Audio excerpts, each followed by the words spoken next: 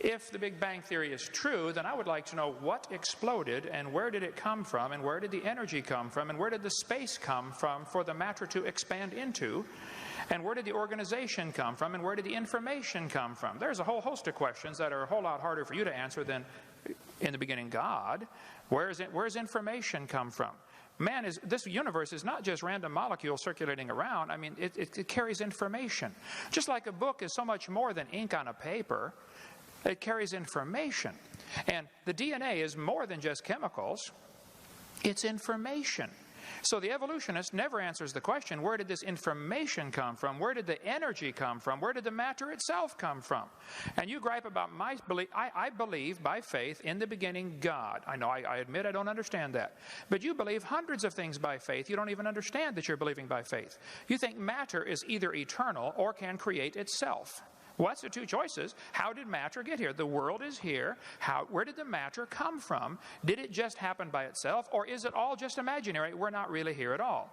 You're faced with the option of, we're not really here, this is all just our imagination, or it had a beginning, or matter is eternal, which is both of the second two options are in violation of the obvious laws of thermodynamics. Matter doesn't create itself. And everything degrades over time. So either it had a beginning or it didn't.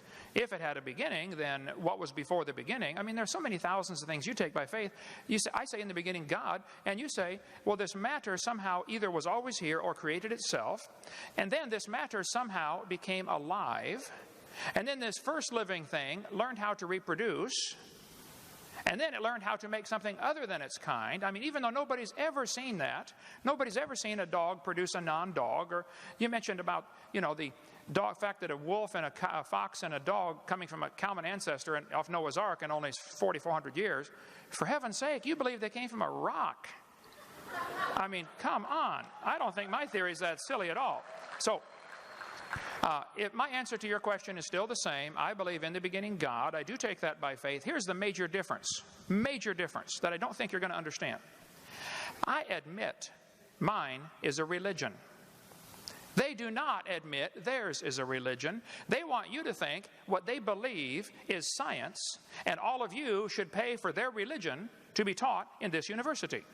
And that's the situation we have today, and that's unfortunate. There have always been situations where the majority taught something. I mean, in the Soviet Union 15 years ago, if you stood up and said, hey kids, I don't believe in communism, I think capitalism is a better system, you would be in Siberia if you survived.